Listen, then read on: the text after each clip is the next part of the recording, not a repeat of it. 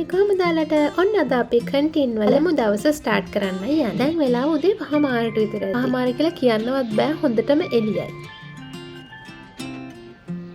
මම ඉතින් උදේන් පොඩ්ඩක් නැගිටලා වටපිටාව බැලුවා. ඒත් මෙන්න මෙයා නම් තාම දොයි. අපේ රූම් එක පල්ලෙහාම තියෙනවා 7-Eleven එකක්. මම ඉතින් ඒකෙන් කොෆි එකකුත් අරගෙන ආවා. ඊට පස්සේ අපි උදේම ලෑස්ති වෙලා එළියට බැස්සා. මුලින්ම අපි කරේ බයික් එකක් රෙන්ට් අවුට් කරපු එක. මේ හරිය ඕන තරම් තැන් තියෙනවා බයික්ස් රෙන්ට් අවුට් කරන්න. විසිට් එකකට එන ෆොරිනර්ස්ලාට නම් වෙනම බයික් ජාතියක් ගන්න තියෙන්නේ. ඒකේ එක්කෙනෙක්ට විතරයි යන්න පුළුවන්. තායිවාන් ලයිසන් තියෙන අයට මෙන්න මේ සාමාන්‍ය බයික් එක ගන්න පුළුවන්.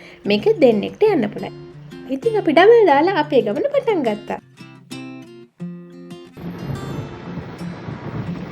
අපි මෙන්න මෙතනින් බයික් එක පාක් කරලා යන්න ගත්තම තමයි තේරෙන්නේ අපිට තව ගොඩාක් දුර පයින් යන්න තියෙනවා කියලා. ඊට පස්සේ අපිට මෙන්න මේ කපල් එක හම්බුණා. එයාලත් යන්නේ අපි යන තැනටම. ඉතින් එයාලා අපිට පොඩි ලිෆ්ට් එකක් දුන්නා. ඉතින් අපිත් ආගේ තුරුතුරු කතා කර කර එයාලත් එක්ක මේ එතනට යන ගමන්.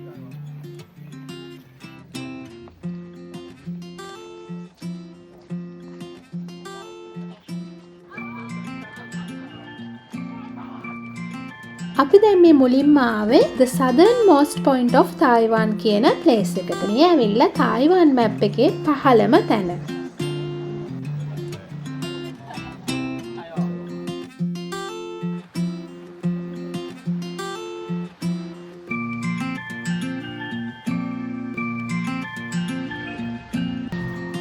තායිවානේ කොතන ගියත් වරදින් නැති දෙයක් තමයි මේ තායිවාන් අයගේ තියෙන ටෙම්පල්ස්. හැම තැනකම වගේ මෙයාලගේ මේ ටෙම්පල්ස් තියෙනවා. අපි දැන් අතන view point එක බලලා දැන් මේ යන්නේ එතන මෙහා පැත්තේ තියෙන ලයිට් හවුස් එක බලන්න.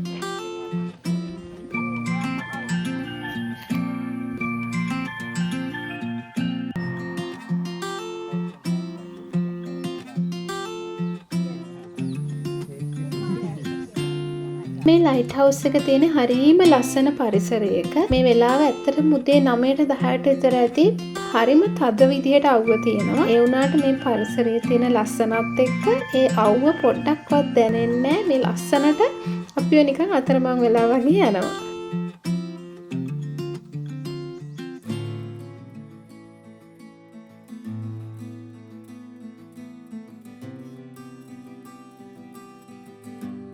මේ ලයිට් හවුස් එකේ නම එලුනාබි ලයිට් හවුස්. තායිවානයේ දකුණු කෙළවරේ තමයි මේක පිහිටලා තියෙන්නේ. මේ ලයිට් හවුස් එක 1883 දී තමයි ඉදි කරලා තියෙන්නේ. නැගෙනහිර ආසියාවේ ආලෝකය නැත්නම් Light of East Asia කියලත් මේ ලයිට් හවුස් එක හඳුන්වනවා. මේ ලයිට් හවුස් එක ලෝකයේ කොටු ආකාරයෙන් ඉදි කරලා තියෙන විශේෂ ලයිට් හවුස් අතර එකක් විදිහටත් හඳුන්වනවා.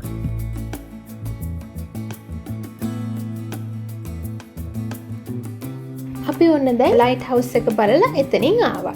අපි උදේ වරුවේ තැන් දෙකකට ගියා. මුලින්ම ගියා southernmost point of Taiwan බලන්න සහ එලුනාබි ලයිට් හවුස් බලන්න. අපි හවස් වරුවට තව තැන් දෙකකට යන්න ප්ලෑන් කරන් ඉන්නවා. බලමු අපිට ඒ දෙක කවර් කරගන්න පුළුවන් වෙයිද කියලා. ඔන්න අපි දවල්ට කාලා හැම ටිකක් දුර යද්දී මෙන්න මේ තැන අපිට හම්බුණා. මෙතන හරිම ලස්සන බීච් එකක්. අපි ඉතින් මේ බීච් එකටත් පොඩ්ඩක් ගියා.